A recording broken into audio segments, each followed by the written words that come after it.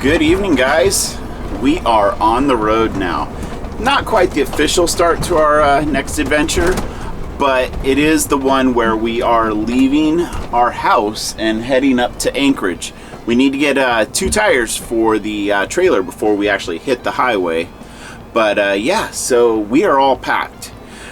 This was a fairly easy trip to get ready for. You know, there's no shortage of things that needed to be done, but we never really unpacked the RV from the last trip, and we also never wholly got settled into the house. You know, it's like we treated our house almost like it was an Airbnb or something. So we kind of had this deep down gut instinct that we were going to be leaving again, and we are. We're making it happen. So here's a few clips of the getting ready process.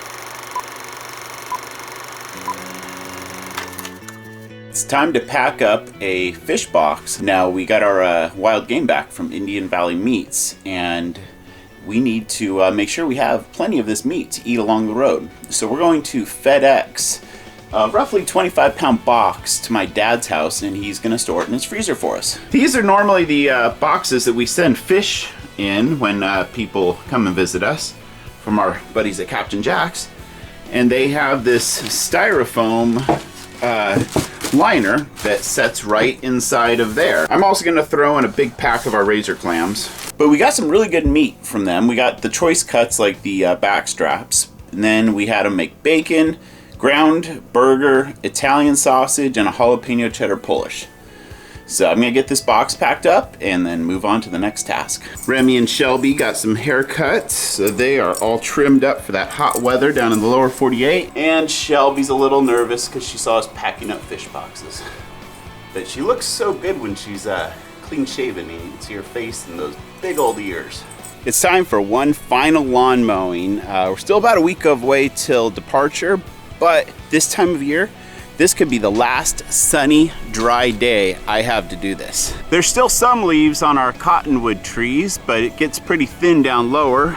So instead of raking these up, I just mow right over them. I need this trusty lawnmower to work one more time for the year. As soon as we get back, I'm going to rebuild this mower deck because it is horrible. I just need to hold on for one more time.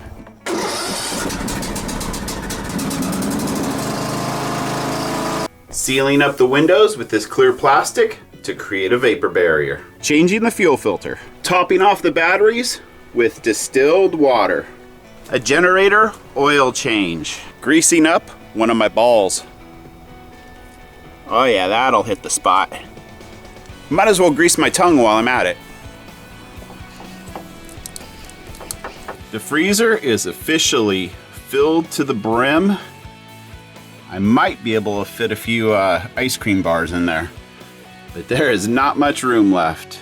There's over 30 jars of canned salmon and smoked salmon and halibut down there. Alrighty folks, we have made it to Anchorage and we're parked at the Cabela's tonight. The window shades are all drawn, we're in our little cocoon. Doesn't mean we can't still hear the Fast and the Furious of Anchorage dragging the highway out here, but otherwise we're cozy and peaceful in our little spot. We're done for the night. I ran into Target and exchanged these boxes that I had bought for my closet on my side of the bed, and they were about an inch too big. They didn't have anything else, so I'm thinking maybe Camping World will have some little storage type containers I can use. Everything else is really well organized. That's the one spot that's pending. Alright, so I'm done yakking. That's my story for the day. Good morning from the Anchorage Cabela's. Nice restful night despite the Fast and the Furious crew being out. But we were able to score our favorite campsite here at the Cabela's lot. What's nice about it is we open the door and we have this big grassy area. Yeah, this place has to be better than almost any of the RV parks in this town. Yeah, it doesn't have hookups, but hookups are not worth it when you're dealing with the dives that this town has. So right now the plan is to go to Jay's Automotive to get 2 tires for the trailer. I would have done that in Seward, but they wanted $160 per tire in Seward, Or I could come here and see Jay, who I've worked with in the past on different like automotive type things, and he'll do it for $100 a tire. That's a massive discount compared to supporting our local Seward economy. I'm all about supporting local economies, but I'm not all about getting ripped off. Perfect. Keep coming. Okay, I'm going to give you guys a little hidden gem secret for Anchorage. We just found the best post office in Anchorage, and I just had the best experience there. It is inside of an Ace store, all the way in the back on Muldoon, and it's called Andy's Ace Hardware. I didn't have to wait in line on a Saturday morning at like 11 o'clock, which is usually a pretty busy time in post offices. She was really friendly, nice, helpful. She weighed everything to let me know whether it would be better flat rate or to pay by weight. And then she put fragile stickers on all of my stuff because I was sending pictures and picture frames. And she said it's like the little hidden gem nobody knows about, this post office. So I had just the greatest experience there. Well, the signage sucks. That's why nobody knows about it. I know. So you're driving on Muldoon and it's across the street from a McDonald's, but you just see Andy's Ace Hardware and you're looking for the big blue and white post office sign, but it's not out on the street. It's only on the side of their building, so it's really easy to miss. Okay, guys, we are really going to be kicking it up a notch on this upcoming road trip. Some better quality stuff. So we need to go support the local economy here at the Best Buy in North Anchorage. It just shut off on me. It's like confirmation that we're doing the right thing. Do you know how this is pronounced? Is it pronounced Rico? Rico sounds like the easiest thing to say, so Okay. I'm just going to call it Rico. That sounds like something off of Sopranos. Yeah, when Rico Tony's case. getting busted for a Yeah. Rico case. This is going to be a very expensive visit to Best Buy. Does the Alpha Bundle come with SD card? No, it will not. That means I need to walk over here.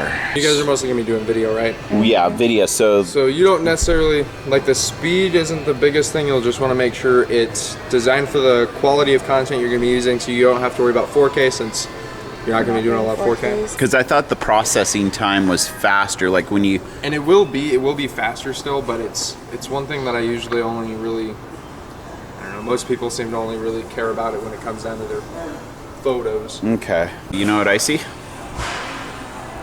A Yeah, it dent does. in your bank account? It does require a micro SD card. Okay. I see drones over there. No. No, you lost yours. Might as well and do it drone. You're getting things that stay on the ground from now on. You're gonna have to like negotiate for one. You get a drone, I get something. Oh, is that the way it works? My worst fear with the drone realized. We're flying it over water. Here goes nothing.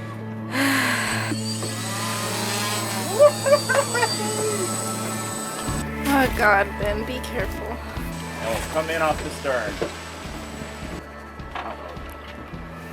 Not seriously. Seriously, in a way that. It's not so hot. I think it went down in the water. Here's the drones. And losing them. Yeah. And to husbands that don't listen to their wives. You should always know. I'm gonna get teased, I told you so for a while. This one's gonna hold for a long time. Just some good leverage here. This is. Okay, so we just officially spent about 75% of our PFDs, which is a touchy subject this year because Alaska is in a economic downturn with oil and the corrupt politicians that have been giving stuff away to the oil companies. So our PFD would normally be around $2,000 this year per person. But because the corrupt politicians and previous administrations and now the current ones trying to clean up a mess but yet still keep the oil companies happy, they cut it down to $1,000 per person. So they cut our PFD in half. So that is probably going to be the demise of this governor. He's going to be forever known as the guy who killed the PFD. And I would really like to point out that they're still paying the $233 million to the company that manages the PFD. Called the PFD Corporation. Yeah, still gets their $233 million to manage it. They should cut that in half. Yeah, but they're getting a third of what the entire state gets in the dividend release this year. That's what pisses me off. So guys, this video is now over. We are beginning our new road trip, and this new road trip is gonna have a very new, fresh name, and with all this new video equipment, a good, fresh look. So stay tuned for our next video and the big announcement when the road trip begins. Thanks for watching. Be sure to like, comment, subscribe, and share with your friends.